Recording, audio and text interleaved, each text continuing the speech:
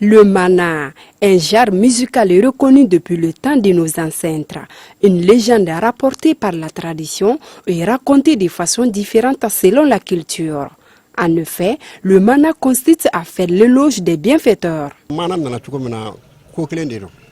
C'est pour vraiment faire l'éloge des grands personnages, pour chercher vraiment des noms.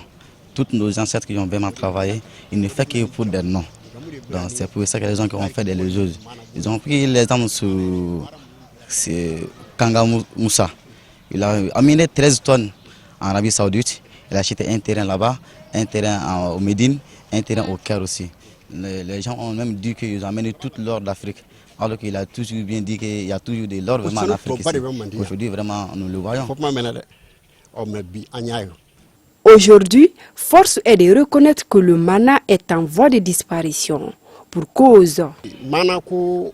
L'éloge aujourd'hui, vraiment, c'est toujours comme avant.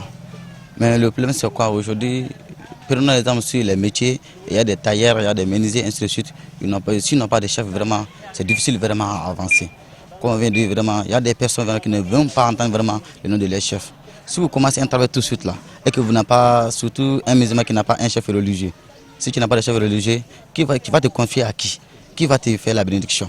Voilà, c'est le problème vraiment que se dit dans notre société, qui arrive vraiment à avoir des difficultés. C'est pour cette raison qu'on a des difficultés vraiment à faire l'éloge vraiment des grands personnages aujourd'hui.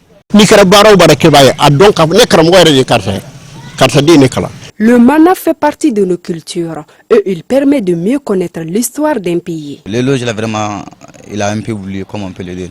Il ne prend pas soin. Sinon, chacun connaît sa culture. Mais on travaille, on ne sera pas blanc et ni noir aussi. Même aujourd'hui en Angleterre, comme aux États-Unis, si tu n'as pas de bonne culture et si tu fais vraiment de mauvaises choses, tu ne seras jamais chef. Alors qu'ils reconnaissent vraiment leur culture. Et c'est à nous vraiment de revoir. Cette loge-là, vraiment, c'est pour vraiment éduquer la famille, les enfants. Donc si tout le monde connaît sa culture, on saura que faire. Le conteur Almamba a plus de 1200 albums sur le marché. Selon lui, ce genre musical est un véritable facteur de réconciliation et d'éducation.